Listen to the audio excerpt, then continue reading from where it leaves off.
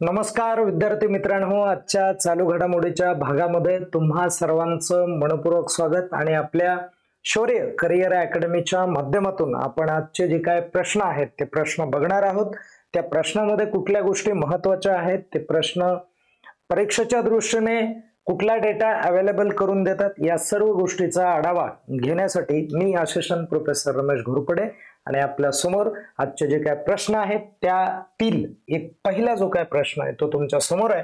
मित्रांनो, प्रश्न असं म्हणत आहे की भारताचे दुसऱ्यांदा महान्यायवादी म्हणून कोणाची नियुक्ती करण्यात आलेली आहे ते तुम्हाला सांगायचं आहे। तर त्याचं करेक्ट उत्तर असणार आहे आर वेंकटरमणी, हे त्याचं करेक्ट उत्तर असणार आहे। विद्यार्थी मित्रांनो, आर वेंकटरमणी, आर म्हणजे राजकुमार किंवा राजगुरु वेंकटरमणी असं त्यांचं नाव आहे। आणि हे पण लक्षात ठेवावं लागेल तुम्हाला की महान्यायवादी हे जे पद असतं, हे महान्यायवादी हे पद संविधानाच्या कोणत्या कलमामध्ये आहे हे तुम्हाला परीक्षेला विचारलं जाणार आहे। तर त्याचं कलम हे असणार आहे 76। कोणतं कलम असणार आहे? 76। आणि या कलमानुसार हे जे पद आहे हे केंद्र सरकारामध्ये प्रामुख्याने स्थित असतं आणि एक कायदेशीर सल्लागार म्हणून या पदाची जी काय निर्मिती आहे ती निर्मिती संविधानकर्त्यांनी आपल्या संविधानाच्या माध्यमातून करून दिलेली आहे। आणि हे पद विशेषतः वकील क्षेत्रातील सरकारी वकील म्हणून काम करणारा असल्यामुळे त्याची जी काय लेवल आहे ती उच्चतम आहे। आणि आपण पुढचा प्रश्न पाहूयात। बघा, त्यानंतर राष्ट्रीय भूविज्ञान जीवन गौरव पुरस्कार 2024 चा आहे आणि हा पुरस्कार खालीलपैकी कोणत्या व्यक्तीला प्रदान झालेला आहे, कुणाला मिळालेला आहे? तर श्याम सुंदर राव यांना तो प्रदान करण्यात आलेला आहे किंवा देण्यात आलेला आहे।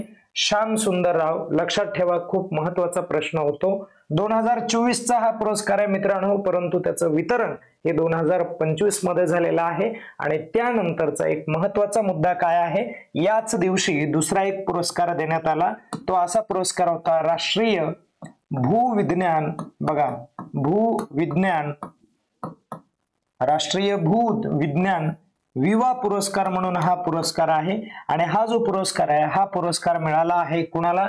तर शुभोभन ने योगी यांना मिळालेला आहे, म्हणून हे पण लक्षात राहू द्या।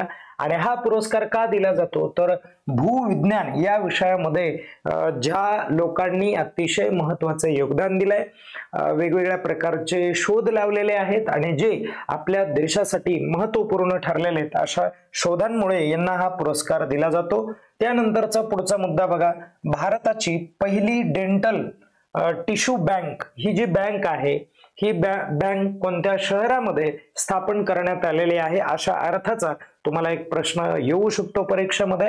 आणि त्याचं 100% उत्तर तुम्हाला काय लिहायचं आहे? नवी दिल्ली असं लिहायचं आहे। आणि नवी दिल्ली या ठिकाणी हे जे डेंटल बँक आहे ही बँक स्थापन करण्यात येणार आहे। आणि मग दाताच्या संदर्भामध्ये जेवढे काय आजार असतील हे आजार या माध्यमातून, या उपक्रमातून पूर्ण करण्याचा प्रयत्न दिल्लीमध्ये केला जाणार आहे, म्हणून हा प्रश्न महत्त्वपूर्ण ठरतो। आपण नेक्स्ट क्वेश्चन वरती येऊयात। बघा विद्यार्थी मित्रांनो, वर्ल्ड हार्ट डे हा जो आहे, वर्ल्ड हार्ट डे हा कोणत्या दिवशी साजरा केला जातोय? तर याचा करेक्ट आन्सर असणार आहे काय? तर 29 सप्टेंबर, म्हणून लक्षात ठेवा तोही दिवस महत्त्वपूर्ण ठरेल। त्यानंतर लता मंगेशकर पुरस्कार 2024 चाच मित्रांनो पुरस्कार आहे आणि तो 2025 मध्ये म्हणजे आता देण्यात आलेला आहे। हा जो पुरस्कार आहे हा खालीलपैकी कोणत्या व्यक्तीला देण्यात आलेला आहे? तर त्याचं उत्तर आहे सोनू निगम या सिंगरला, या गायकाला हा पुरस्कार देण्यात आलेला आहे। या पुरस्काराचं वितरण विद्यार्थी मित्रांनो प्रामुख्याने इंदोर या ठिकाणी झालेलं आहे। आणि इंदोर हे जे शहर आहे हे कोणत्या राज्यामधलं शहर आहे ते मला एकदा तुम्ही कमेंट करून सांगा। आणि आपण पुढच्या प्रश्नावर शिफ्ट होऊयात। बघा नेक्स्ट प्रश्न काय आहे, आंतरराष्ट्रीय रेबीज दिन आहे आणि हा दिवस कोणत्या दिवशी साजरा केला जातोय ते सांगायचंय तुम्हाला। तर त्याचा करेक्ट आन्सर काय असणार आहे? तर 28 सप्टेंबर। पण तत्पूर्वी रेबीजची जी काय लस आहे ही लस कुणी शोधून काढली होती ते मला तुम्ही कमेंट करून सांगा। तोही महत्त्वाचा प्रश्न होतो, तुमच्या सिलेबसच्या निगडीत आहे, म्हणून हा प्रश्न जरा गरजेचा वाटतोय आपल्याला। पुढे जाऊयात आपण। बघा आशिया कप 2025 आणि या आशिया कप 2025 च्या स्पर्धामध्ये आपण कुणाला हरवलेलं आहे, पराभूत कुणाला केलाय, तर पाकिस्तानला पराभूत केलंय, 100% व्हायलाच पाहिजे. ओके, त्यानंतर पुढचा मुद्दा बघा, आशिया कप 2025 कोणत्या देशात आयोजित करण्यात आला, तर संयुक्त अरब अमिरात या देशामध्ये आयोजित करण्यात आलेला आहे. आता इथे 2-3 गोष्टी व्यवस्थित क्लिअर करा. आता हा जो कप आहे, हा कप भारताने आतापर्यंत किती वेळा जिंकलाय, तर तो 9 वेळा जिंकलाय. किती वेळा जिंकलाय तो? 9 वेळा. बघा, व्यवस्थित लक्षात राहू द्या, यावरतीही प्रश्न येणार आहे. त्यानंतरचा प्रश्न काय विचारणार आहेत बघा, ते किती विचारतील तुम्हाला की या जो आशिया कप 2025 आहे, हा कप म्हणजे कोणत्या पद्धतीने खेळला जातो, कोणत्या फॉर्मॅट मध्ये असतो, तर हा जो आताचा जो फॉर्मॅट होता मित्रांनो, हा फॉर्मॅट काय होता तो लक्षात घ्या. तर तो फॉर्मॅट T20 होता. कोणता होता? T20 हा होता. हे पण लक्षात राहू द्या.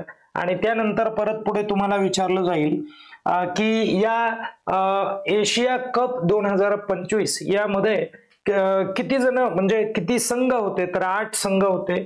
8 देश त्यामध्ये खेळत होते आणि त्यामध्ये प्रामुख्याने विजेते म्हणून भारताला पद मिळालेलं आहे किंवा भारताने जिंकलंय. आणि उपविजेते कोण ठरलेलं आहे? उपविजेते तर पाकिस्तान ठरलेलं आहे. बघा, हे पण लक्षात राहू द्या, उपविजेते म्हणून. ओके, या पण गोष्टी महत्वाच्या ठरतील. त्यानंतर नेक्स्ट आपण प्रश्न बघूयात. अलीकडे गोकुल जलाशय हा एक महत्वाचा मुद्दा आहे. आणि त्यानंतर उदयपूर जलाशय, लक्षात ठेवा, दोन्ही पण लक्षात ठेवा, गोकुल जलाशय आणि उदयपूर जलाशय या जलसंपत्तींना रामसर स्थळांचा दर्जा देण्यात आलेला आहे. आणि ही दोन्ही स्थळं कोणत्या राज्यामध्ये आहेत असा तुम्हाला प्रश्न विचारला जाईल.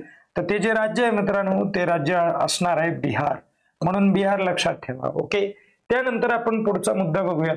बघा, अलीकडे कोल्ड डेझर्ट बायोस्फिअर रिझर्व युनेस्कोच्या जागतिक बायोस्फिअर रिझर्व नेटवर्क मध्ये समाविष्ट करण्यात आलेलं आहे. हे ठिकाण कोणत्या राज्यात आहे ते सांगायचंय. तर त्याचं करेक्ट उत्तर असणार आहे हिमाचल प्रदेश. म्हणून हा पण प्रश्न महत्वाचा ठरतो. हे पण लक्षात राहू द्या. युनेस्को बद्दल 2-3 गोष्टी लक्षात राहू द्या. युनेस्को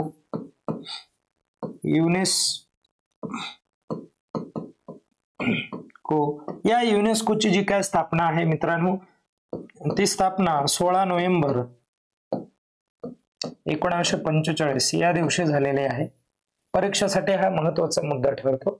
ओके, या दिवशी झालेले आहे. आणि हिचं काम आहे की ज्याला तुम्ही United Nation Educational Scientific and Cultural Organisation म्हणता, एज्युकेशन मध्ये काम करते, सायन्सच्या दृष्टीने काम करते आणि कल्चर संस्कृतीच्या दृष्टीने काम करताना ही संस्था दिसते. अशा प्रकारचा महत्वाचा जो काय भाग आहे तो आजचा असणार आहे. या ठिकाणी आपण थांबूयात. स्वतःची काळजी घ्या आणि अभ्यास करत राहा. धन्यवाद.